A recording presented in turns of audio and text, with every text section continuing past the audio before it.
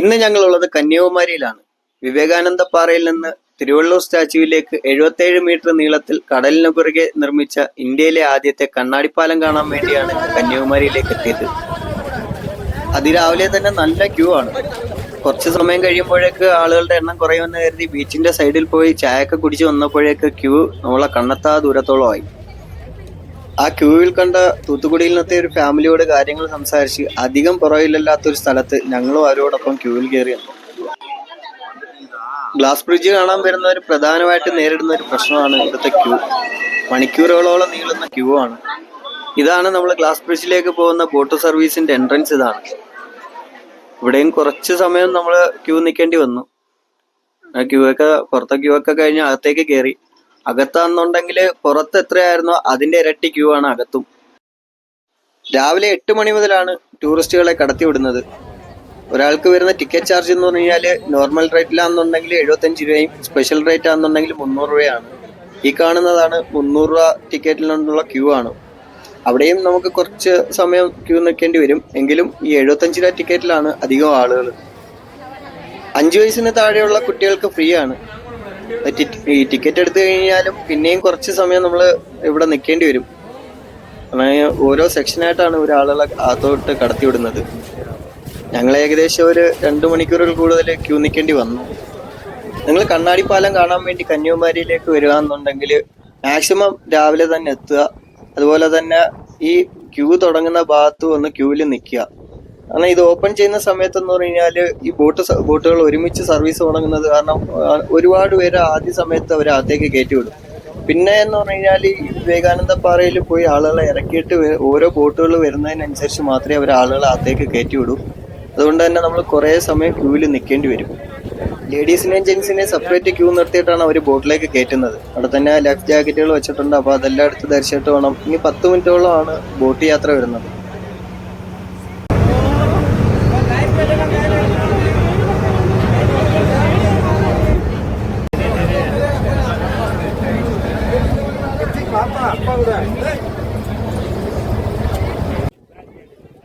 Glass ബ്രിഡ്ജൊക്കെ കണ്ടിട്ട് തിരികെ പോകാൻ നിൽക്കുന്നവരുടെ ക്യൂ ആണിത്. നമ്മൾ തിരികെ പോകുന്ന സമയത്തും ഇതുപോലെ ഒരു ക്യൂ നിന്ന് വേണം നമ്മൾ തിരികെ പോകാൻ. വിവേകാനന്ദ പാറയിലേക്ക് ഒരാൾക്ക് എൻട്രി ടിക്കറ്റ് വരുന്നതെന്ന് പറഞ്ഞു കഴിഞ്ഞാൽ 30 രൂപയാണ്. അത് ഈ കൗണ്ടറിൽ നിന്ന് ടിക്കറ്റ് എടുത്തിട്ട് വേണം ഇനി മുകളിലേക്ക് പോകാൻ. അതുപോലെ തന്നെ മുകളിലേക്ക് പോകുന്ന സമയത്ത് നമുക്ക് ചെരുപ്പിടാൻ സാധിക്കത്തില്ല.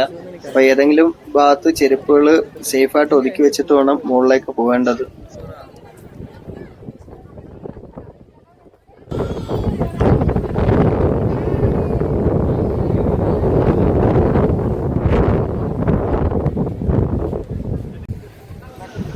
മുകളിലേക്ക് കയറി വരുമ്പോഴേക്ക് ആദ്യം കാണുന്നത് വിവേകാനന്ദ പാറയാണ്. സ്വാമി വിവേകാനന്ദൻ കടൽ നീന്തി വന്ന് ധ്യാനം വരുന്ന ഒരു പാറയാണിത്. അദ്ദേഹത്തോടുള്ള ബഹുമാനാർത്ഥം 1970 ഇവിടെ സ്മാരകം നിർമ്മിച്ചത്. ഈ സ്മാരകത്തിനകത്ത് അദ്ദേഹത്തിന്റെ സ്റ്റാച്യുവും അതുപോലെ തന്നെ ശ്രീപാദ മണ്ഡപം, വിവേകാനന്ദ മണ്ഡപം എന്നീ കാര്യങ്ങൾ നമുക്ക് ഇതിനകത്ത് കാണാൻ സാധിക്കും.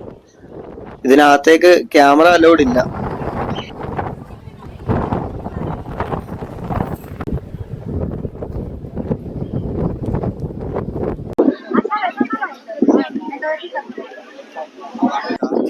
ബോട്ട് യാത്രയ്ക്ക് 75 രൂപ, വിവേകാനന്ദ പാറയിലേക്കുള്ള എൻട്രി ടിക്കറ്റ് 30 രൂപ. ഇതെല്ലാം കൂടെ ചേർത്ത് ഗ്ലാസ് ബ്രിഡ്ജ് കാണാൻ ഒരാൾക്ക് വരുന്ന ചെലവ് 105 രൂപ മാത്രമാണ്.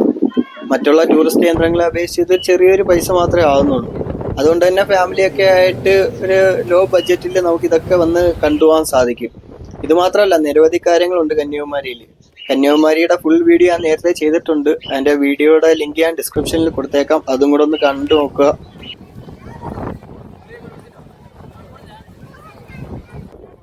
ഇനി നമ്മൾ പോകുന്നത് കണ്ണാടിപ്പാലത്തിലേക്കാണ്. വിവേകാനന്ദ പാറയിൽ നിന്ന് കണ്ണാടിപ്പാലം കഴിഞ്ഞിട്ട് വേണം തിരുവള്ളൂർ സ്റ്റാച്യുവിലേക്ക് പോകാൻ.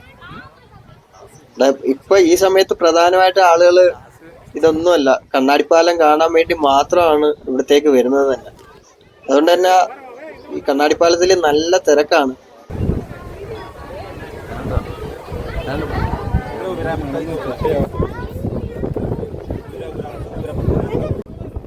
ഒരു രക്ഷയില്ല കേട്ടോ, അടിപൊളി തന്നെയാണ്. മണിക്കൂറുകളോളം നമ്മൾ ക്യൂ നിന്നൊന്നും മനസ്സിലേ ഇല്ല. കാരണം അത് വന്ന് ഇത് കണ്ടപ്പോഴേക്ക് നമുക്ക് പറഞ്ഞറിയിക്കാൻ പറ്റാത്തത്ര ഒരു സന്തോഷം തന്നെയാണ്.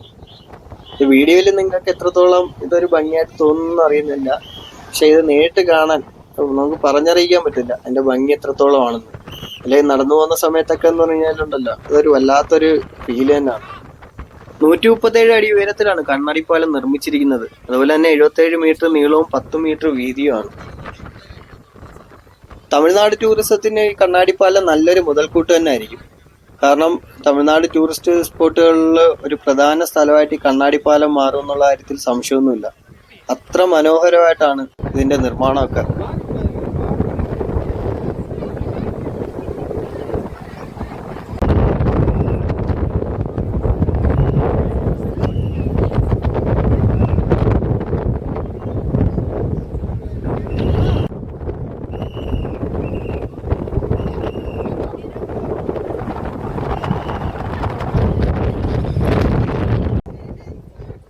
കണ്ണാടിപ്പാലം കടന്ന് നമ്മളിനി പോകുന്നതെന്ന് പറഞ്ഞാൽ തിരുവള്ളൂർ സ്റ്റാച്യുവിലേക്കാണ്.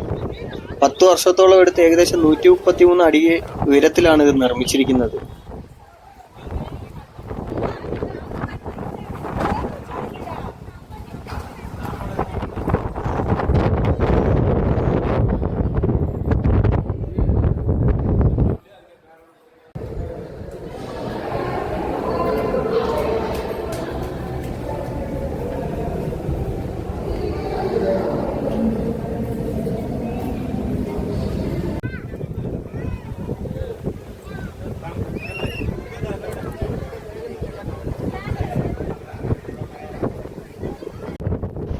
ഇതിന്റെ മുകളിൽ നിന്ന് കണ്ണാടിപ്പാലത്തിലൂടെ ആളുകളൊക്കെ നടന്നു വരുന്നതാണ് എന്ത് ഭംഗിയാണെന്നൊക്കെ.